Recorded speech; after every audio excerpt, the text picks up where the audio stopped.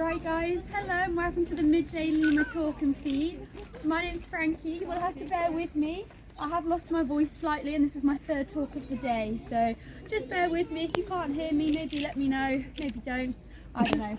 But we'll have a quick chat about our lemurs here at the park, just for 5 minutes or so, and then at the end I always stick around for another 5 minutes just in case you guys have any questions of anything I haven't really covered. So the ones in front of you, these are going to be the ones you guys are most likely to recognise. These are ring-tailed lemurs, okay? Quite obvious why they're called ring-tailed lemurs. They've got these beautiful black and white tails. The purpose of it is to act like a little flag, okay? So this is Benjamin. A lot of people think it's for balance or maybe it's prehensile, but you notice Benjamin doesn't use his tail to grab onto me. It's purely a little flagging system. So if you've ever been on holiday or you've ever visited London and the tour guide has a little flag, that's the point of these tails. So they're mainly terrestrial, so they are great climbers, but ringtails specifically spend a lot of time on the floor. So if you picture them in long grasses, they can look up amongst the green and they see that striking black and white tail, so they know where each other are. Everybody's got 26 rings in total, 13 white and 13 black. The only one that doesn't is William, who's just behind the lady with the camera there.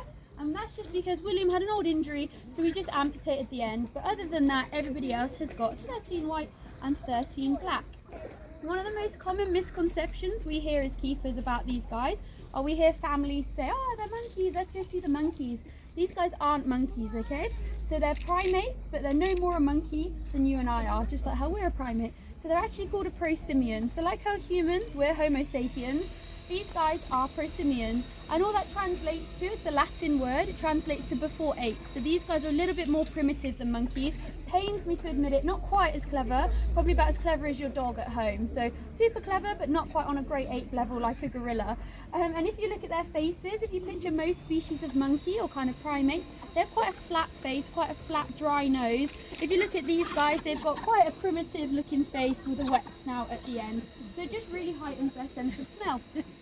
You might have noticed that some of them are kind of on me, i.e. the food, and some of them are sat behind you, sat around the edges. So we've got Bernie, Libby and Izzy down here. That's because these guys have a really, really strict hierarchy, okay? So a lot of species you'll see around the park today will have one boss and everybody else is equal. With ringtails, it's not like that at all. With ringtails, I could write you a list from 1 to 12 of who sits where. Really, really, really strict hierarchy.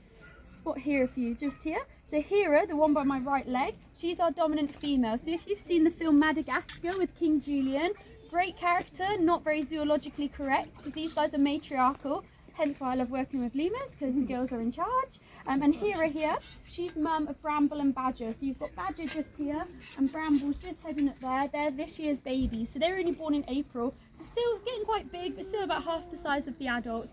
And they're the son and daughter of Hera. Dad is the one sat over here by this chap in the grey top. That's Bernie. He's our only breeding male. All our other males are castrated. So like William with the chopped tail, he's castrated. Benjamin, who's been on me constantly, he's castrated. It's just Bernie here.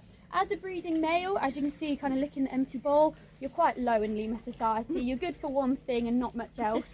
Hence why he kind of gets the scraps at the end, really. But we don't just have ringtails here at the park. We do have 7 species in total. It's one of our main focuses at Cotswolds. Kind of the rhinos and the lemurs are our main thing.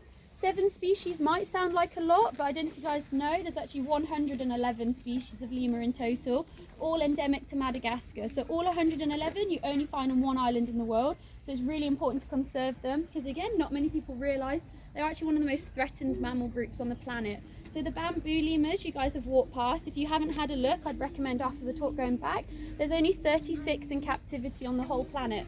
So unless you're going to jump on a plane and go to Madagascar or France, you're actually not going to see them anywhere. And we do have a baby, a little boy as well. So we're releasing him in the press on Friday, his name and everything, so super exciting. But yeah, definitely have a look at the bamboos. And in the wild, you've only got 160 of those. We also have crowned Sifakas. So when you exit Madagascar, if you head back towards the yellow mongoose, we've got crowned Sifakas. They're the only pair in the whole country.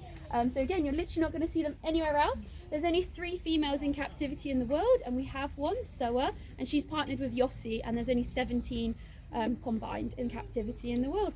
We also have tiny little mouse lemurs. They're about this big. They live up by the reptiles. I don't look after them because they're kind of out my way. Quite lucky because you'll know when you found them, so they're really smelly. We've got 6 little boys, so you'll know when you found the Mouse Lemurs because you go, God, what is that smell?